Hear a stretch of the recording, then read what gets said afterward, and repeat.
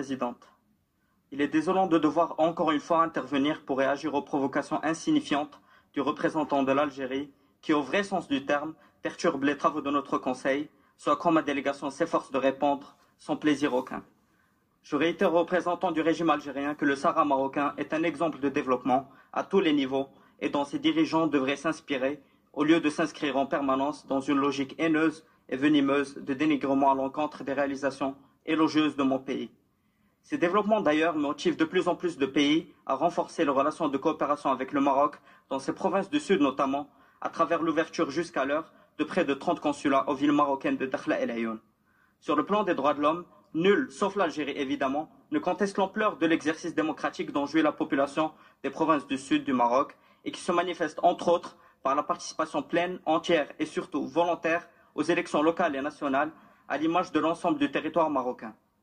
Ceci étant dit,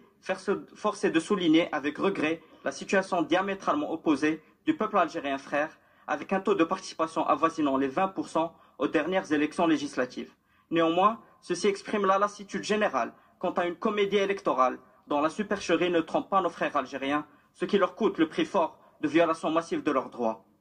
Sur le plan des engagements internationaux de l'Algérie, il est primordial de rappeler les atrocités que subissent les personnes séquestrées au camp de Tindouf en Algérie, à la fois en raison de l'instrumentalisation ignoble d'une situation que les dirigeants de ce pays ont montée de toutes pièces, mais aussi à cause de la dévolution de ses prérogatives à des milices armées séparatistes auxquelles il est lié de manière viscérale. Que dire également des milliers de migrants que l'Algérie abandonne à ses frontières en violation de tous les traités internationaux sur lesquels est fondé le système multilatéral qui nous rassemble. Cette triste réalité a été dénoncée à plusieurs reprises, dont l'une des dernières, pas plus tard que le 1er juin 2022, à travers un communiqué de Médecins sans frontières, qui a dénombré depuis janvier 2022 seulement près de 15 000 migrants qui ont été violemment expulsés et laissés en proie à des réseaux de traite d'êtres humains, d'extrémisme et de terrorisme. Je vous remercie, Madame la Vice-présidente.